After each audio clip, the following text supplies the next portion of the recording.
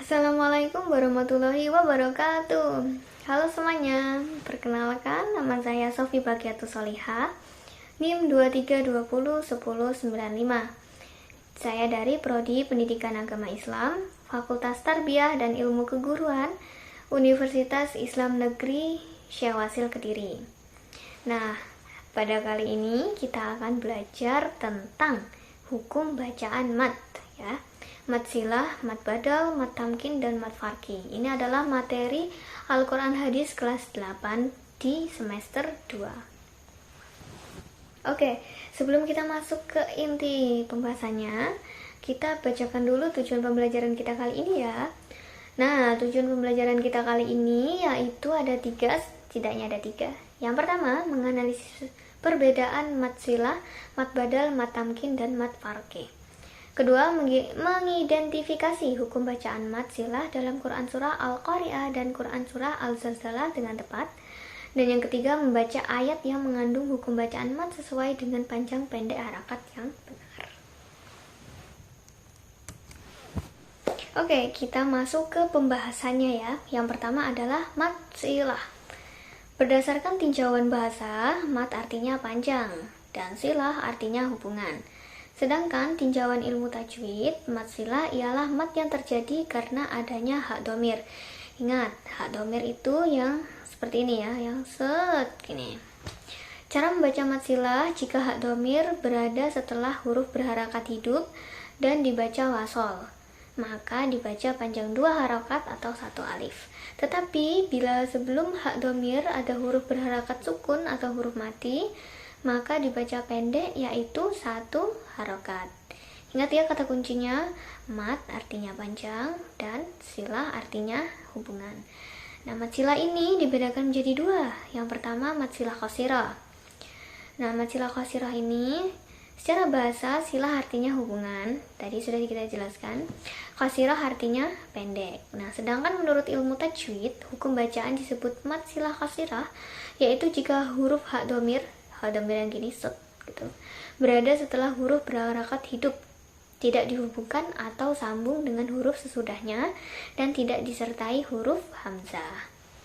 Nah, mat silah qasirah ini jika memenuhi 3 syarat ya, itu baru dibaca mat silah qasirah. Yang pertama, hak domir berada setelah huruf berharakat hidup tadi. Jika berada setelah huruf berharakat sukun atau mati, jadi setiap huruf yang berharakat sukun, harakat sukun itu yang harakatnya pentol gitu loh, kayak pentol. Nah, itu kan harakatnya mati, jadi dia nggak dibaca. Maka hak domirnya tidak boleh dibaca mat atau membacanya tidak dipanjangkan. Oke, jadi mat ini kan ada fathah, ada hamzah, ya, dan wawu kan. Ada alif, ya, dan juga wawu. Nah, itu ketika dia bertemu dengan huruf berharakat sukun, maka dia tidak boleh dibaca mat atau tidak boleh dibaca panjang. Contohnya, fihi. Nah, ya-nya ini kan sukun kan. Jadi hak domirnya, hak itu yang di belakangnya itu dibaca pendek. Kemudian ilaihi. Ya-nya berharakat mati atau sukun, sehingga hak domir itunya ada kasrohnya dibaca pendek. Jadi nggak boleh dibaca ilaihi, nggak boleh ya, karena memang tidak memenuhi syarat gitu. Kemudian anhu kan huruf setelahnya adalah sukun, yaitu nun sukun, sehingga hak domirnya dibaca pendek. Kemudian fakadzabuhu, ya kan, wawunya itu ada sukun, sehingga hak yang di belakang itu dibaca pendek atau tidak mat. Lalu hukum yang kedua, hak domir tidak dihubungkan atau tidak dibaca sambung dengan huruf sesudahnya. Jika dibaca sambung, hak domir tidak boleh dibaca mat atau membacanya tidak dipanjangkan. Biasanya dia disambung itu dengan lam alif gitu ya. Contohnya, lahul hamdu gitu. Hak domirnya itu hak ada lam alif, sehingga dia tidak boleh dibaca lahul hamdu, itu nggak boleh, salah ya, bacanya harus pendek, lahul hamdu. Kemudian lahul mulku, Oke, lanjut ke hukum yang ketiga, yaitu hak dhamir tidak disertai dengan huruf hamzah. Jika disertai huruf hamzah, maka hak dhamir berubah menjadi mad silah tawilah. Nah, mad silah tawilah ini dia bacanya lebih panjang. Oke. Contohnya, malahu akhladah. Dia boleh dibaca 3 harokat ya. Boleh dibaca 2 alif atau 4 harokat juga boleh. Seperti contohnya lagi, indahu illa. Jadi di contoh yang malahu akhladah, lihat itu hak domirnya setelah lam ya kan, ada hak domir, dia ketemu hamzah dan harokatnya fathah. Kemudian di contoh selanjutnya yaitu hak domirnya bertemu hamzah lagi tapi berharokat kasroh. Nah, itu hak domirnya dibaca panjang. Nah, jadi kesimpulannya, apabila ada huruf hak domir yang berada pada selain 3 syarat tadi, dibaca panjang 2 harokat. Mad silah qasirah biasanya ditulis dengan domah terbalik. Domah terbalik itu kayak angka 9, ya kan? Salah. Kalau domah yang asli kan seperti angka 9. Nah, kalau terbalik dia biasanya kayak 9 tapi tengkurap gitu. Nah, mad silah qasirah ini kalau kasrah ditulisnya berdiri. Contohnya, li rabbihi lakanud, innahu kana. Jadi nggak boleh terlalu panjang, cukup 2 harakat. Oke, lanjut ke mad silah tawilah. Nah, pengertian secara bahasa, tawilah artinya panjang. Hukum bacaan disebut mad silah tawilah jika huruf hak domir, ingat hak domir itu yang seperti ini, bertemu huruf hamzah dibaca panjang 5 harokat atau 2,5 alif. Oke, jadi yang sebelumnya kan saya bilangnya 3 atau 4, ternyata mad silah tawilah itu dibacanya lebih panjang lagi, yaitu 5 harokat atau 2,5 alif. Contohnya adalah bihi azwaja, bihi azwaja. Hak domirnya di situ ketemu hamzah, hamzahnya berharokat fathah. Lalu contoh yang kedua, min dunihi awliya'a, min dunihi awliya'a. Di situ hak domirnya ada berharokat kasroh dan bertemu hamzah berharokat fathah. Kemudian annama lahu akhladah, hak domirnya bertemu hamzah berharokat fathah.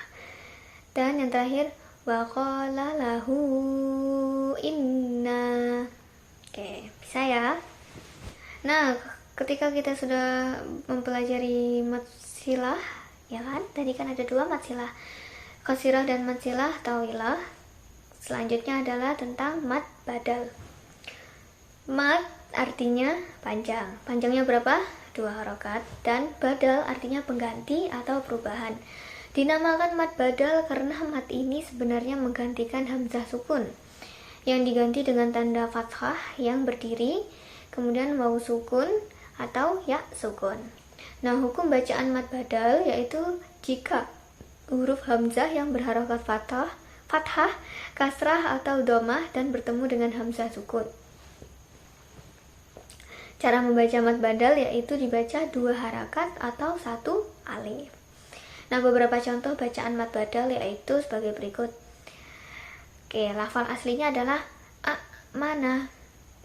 Nah, karena diganti jadi mana. Kemudian ukti, kurang panjang ya, ukti. Nah, diganti uti. Oke, selanjutnya lafal aslinya adalah imanan, diganti imana. Salah. Oke, mad badal kan gampang banget ya. Sekarang kita lanjut ke mad tamkin. Apakah mad tamkin susah? Entahlah, mari kita belajar. Oke, mat tamkin berdasarkan tinjauan bahasa itu artinya penetapan ya. Tamkin artinya penetapan. Penetapan, pemantapan atau penguatan.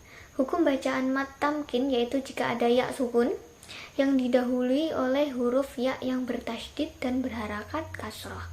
Cara membaca mat tamkin yaitu dengan menetapkan dan memantapkan bunyi tasydid pada huruf ya yang pertama. Ketika mendahului huruf ya sukun, membacanya dipanjangkan, sedangkan jika diwasolkan atau disambung atau dibaca terus, cara membacanya yaitu 2 harokat 1 alif. Tetapi jika pada akhir kalimat dan diwakafkan, maka boleh dibaca 2 harokat, 4 harokat atau 6 harokat. Jadi bebas. Kalau dia di akhir kalimat. Nah, contoh bacaan mat tamkin yaitu sebagai berikut. Lil hawaribina. Oke, jadi itu ada ba kasroh ketemu ya-nya itu sukun ya. Itu kok nggak ada itu di PPT.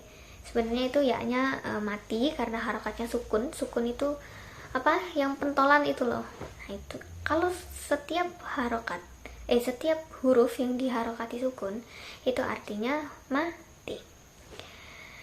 Ba kasroh ketemu ya disukun maka menjadi mat tamkin, sehingga baknya harus ditekan menjadi lil hawaribina. Boleh 2 harokat, 4 harokat atau 6 harokat. Intinya harus panjang dan ditekan. Kemudian contoh selanjutnya adalah habitum. Salah.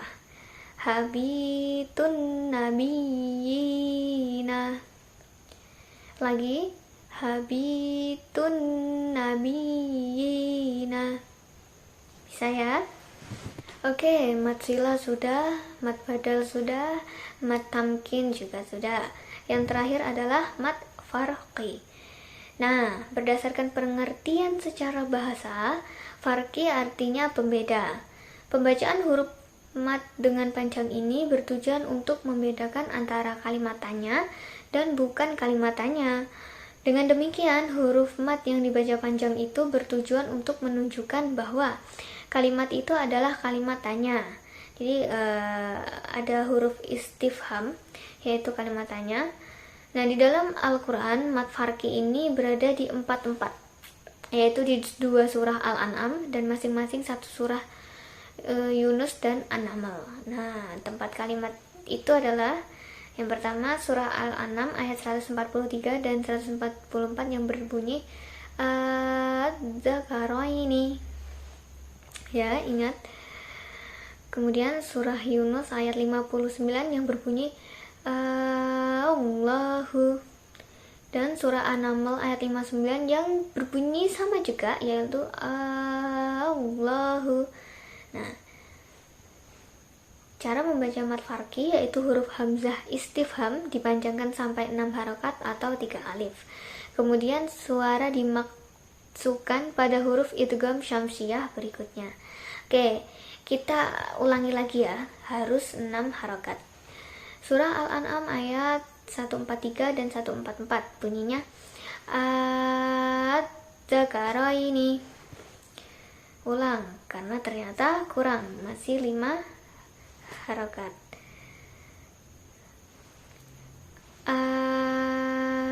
Dzakaraini. Lagi, surah Yunus ayat 59 bunyinya Allahu. Sama An-Naml ayat 59 juga berbunyi Allahu. Oke, bisa ya teman-teman? Nah, bagaimana teman-teman? Gampang bukan? Kalau misalnya kita mau belajar, kita mau terus membaca, kita mau terus mencoba, insya Allah teman-teman pasti bisa. Oke, terima kasih sudah mengikuti pembelajaran hari ini. Jadi segitu aja ya pembelajaran kita hari ini tentang hukum bacaan mat, yaitu mat silah. Mat silah dibedakan jadi 2, yaitu mat silah qasirah dan juga mat silah tawilah. Yang kedua ada mat badal, yaitu mat untuk menggantikan hamzah. Nah, ketiga ada mat tamkin, iliyin gitu. Lalu yang keempat ada mat farqi. Oke. Gampang kan teman-teman? Insya Allah bisa ya. Nah, untuk menguji kemampuan kalian dan untuk memenuhi tujuan pembelajaran kita sebelumnya, maka tugas kalian setelah ini adalah membaca Al-Quran surah Al-Zalzalah dan mencari apa hukum bacaan keempat tadi ya. Tapi yang paling wajib adalah mat silah.